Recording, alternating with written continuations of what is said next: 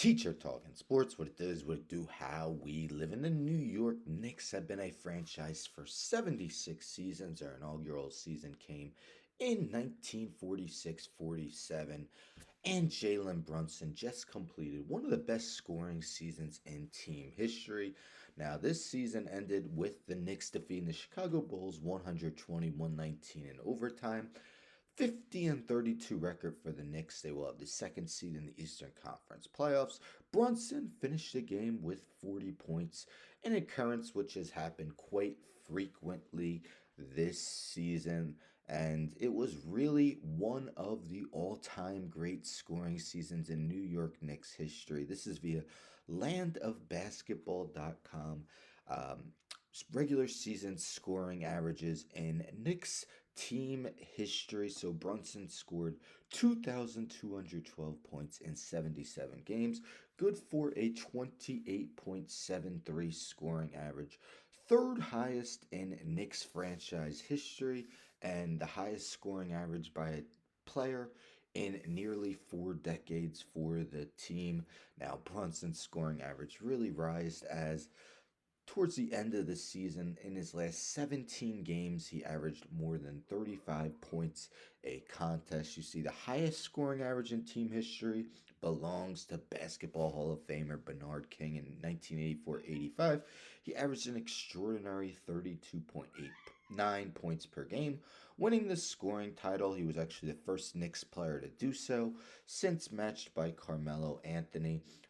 But that 1984-85 team didn't surround Bernard King with much talent. They finished 24 and 58. The only other Knick player besides to finish with higher scoring average in a single season than Brunson is Richie Guerin, who did it way back in 1961-62. He was inducted in the Basketball Hall of Fame in 2013.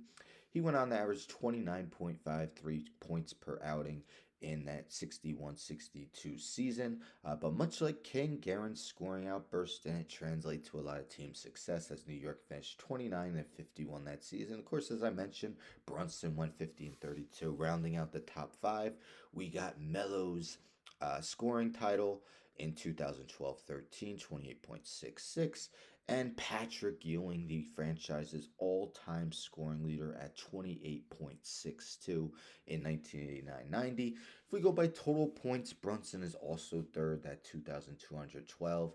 The most is Ewing, 2,347. He played in all 82 games that season.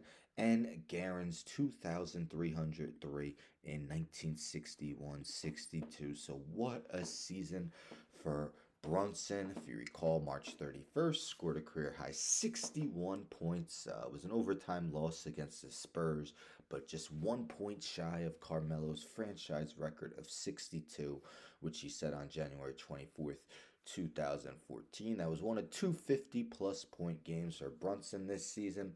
Yesterday was his 36th 30-point game of the season, which tied Guerin in 61-62 and Ewing in 89-90 for the most 30-plus point games in a single season in Knicks history. He also had 11 games of at least 40 points. So bravo to Jalen Brunson. What a season. Will it culminate in an all NBA first team?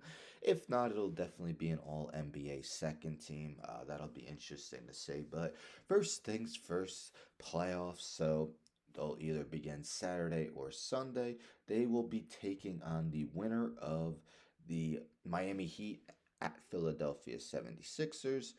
So I believe that game takes place on Wednesday. So not an easy 2-7 matchup. Of course, the Heat eliminated them last season from the playoffs, and the 76ers, I believe, I won 8 straight going into this play-in game. But, you know, you got to play the good teams to get through. If the Knicks can't advance past them, well, then they can't be seen as a championship contender. So, might as well get them out of the way. And if they do advance, then if the Bucks advance to the second round, the Knicks will have home court in that series. So, still was important getting that 2 seed. But what are your thoughts on Jalen Brunson's season?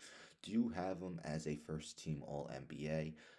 Which would probably mean that you would have him top 5 MVP as well, since All NBA teams are now positionless. Anyhow, don't forget to subscribe. Tell a friend to tell a friend to tell a friend to subscribe. Like the video, share the video, hit the bell for notifications. I'm out.